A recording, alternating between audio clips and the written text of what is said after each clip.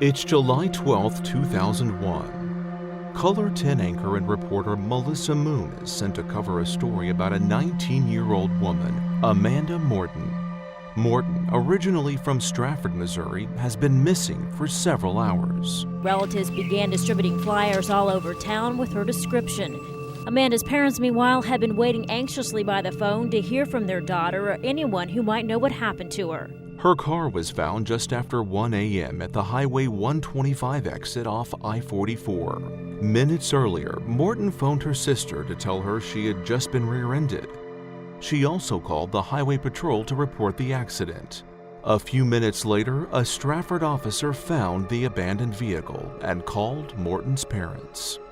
The main thing that I noticed that bothered me was the fact that her driver's license and her purse were right there on the front seat. That's not something she'd walk off and leave. Finding her car that way was weird. Main red flag is, of course, we have somebody that's not around within a probably 5 to 10 minute time frame. Nobody understands why it happened or anything else, and I mean, I'm angry about it. You know, not think that every person is nice, that there are some bad people out there. I told her to look up. She said, "Up where?" I said, "Up there." When she looked up, I broke her neck. From Color 10 News and Ozarks Fox, this is Crime Traveler, a look back on criminal acts in the Ozarks and the news investigations that follow them. I'm Mike Landis. Melissa Moon, the Color 10 News reporter we mentioned earlier, I remember that case, and that's the one that kind of haunts you. Is now a reporter for WREG in Memphis. 3 different law enforcement officers showed up there. She says she remembers pretty vividly the start of the investigation. You had someone from the Highway Patrol who showed up, you had someone from Strafford Police who showed up, an officer, and you had a Greene County deputy, all showed up to the scene. Well, when they got there, the car door is open. I believe it was still running with the keys in it.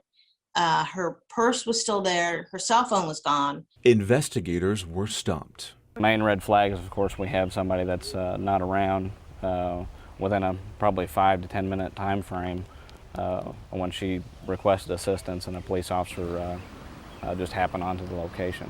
That night on scene, Moon interviewed Morton's mother. I'm just numb. Debbie Morton. I'm just going through the motions.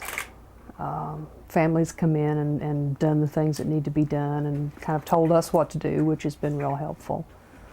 You don't know how to react. You know, the only thing worse is when you have to go interview somebody they already know their child's dead, but going to talk to them when they just don't know what to do, they just don't know where to turn, and you're trying to help them as much as you can, and you have to do the interview because you want to get that information out there and help find her.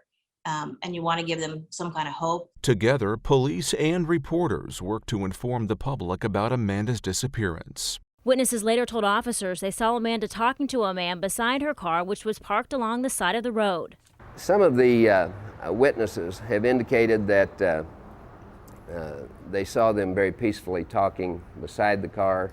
Those witnesses came forward after hearing television reports about Amanda's disappearance. The manager of this Camdenton motel also saw a picture of Amanda on TV and told authorities a man and a woman fitting Amanda's description checked into his motel at around 5:30 Thursday morning and checked out 2 hours later. The hotel clerk also said the girl seemed very distraught. Thanks to that hotel manager, authorities obtained a license plate number. The name on file, David Zink.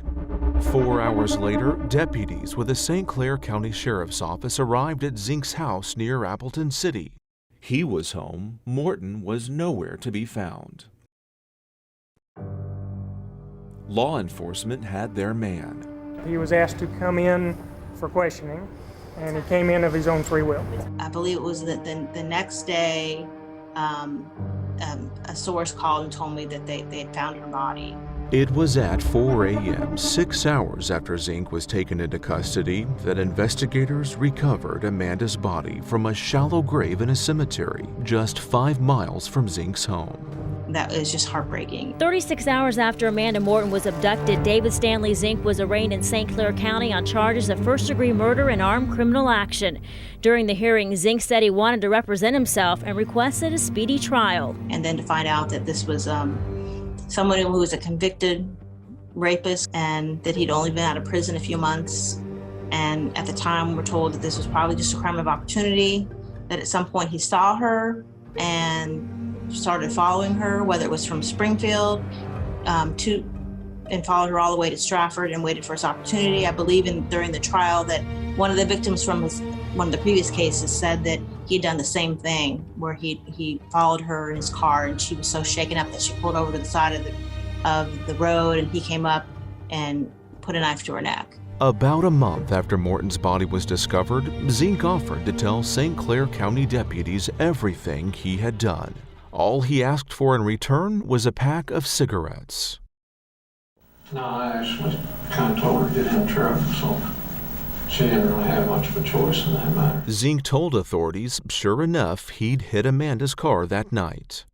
He admitted it was then that he took her to the motel in Camdenton, where he says he realized his only options were going back to jail or getting rid of a witness. He admitted to raping her. Finally, he admitted to driving her to that cemetery, tying her to a tree, and killing her. If I think that you're going to pose a threat to my freedom, it's set in my mind that I will eliminate you. On July 19, 2004, 3 years after Amanda's death, a jury hears the whole thing. I was saying, well, which is the best way to do this, the fastest way, probably the easiest way to break her neck. So I told her to look up. She said, up where? I said, up there. When she looked up, I broke her neck. They're not being dead. So I said, well, that's when I decided, well, I'll cut her spinal cord and the neck. You ain't gonna live through that. At the end of the videotape confession, the deputy asked a question that emotionally affected not only Morton's family, but also the jurors in the case. Did Amanda say anything before she died? You mean before she died? Before she died, when you had her out there at the cemetery and tied her up, had she said anything or,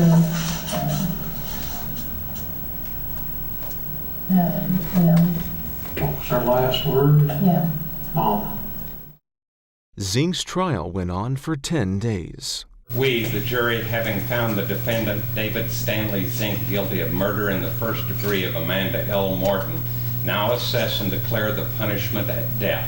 As a woman, when something like that happens, it makes you more aware of your surroundings and what you're doing, and self-protection and how you would protect yourself, and being more alert when you're driving, what's going on around you, who's behind you. So I know that was a lot of that was going on in the community, and this was such a young girl who had, her whole future ahead of her. And it was just really heartbreaking that this happened to her. And the church was packed with kids for her funeral. It was just a real heartbreaking story.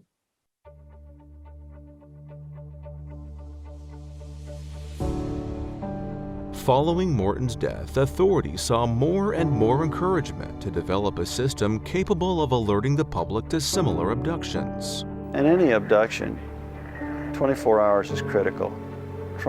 Trying to do whatever can be done within a very short period of time brings you the greatest chance of success.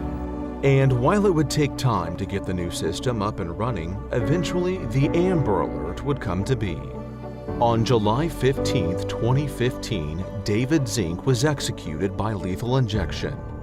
His death followed Amanda's by 14 years and 2 days.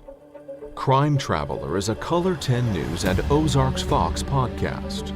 For exclusive video from the Color 10 News Archive related to this story and others, go to ozarksfirst.com/Crime Traveler.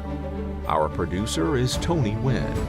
Our executive producer is Colin Lingo. Our research team is Eric Reedus and Lisa Hamlin. And I'm Mike Landis. Thank you for listening.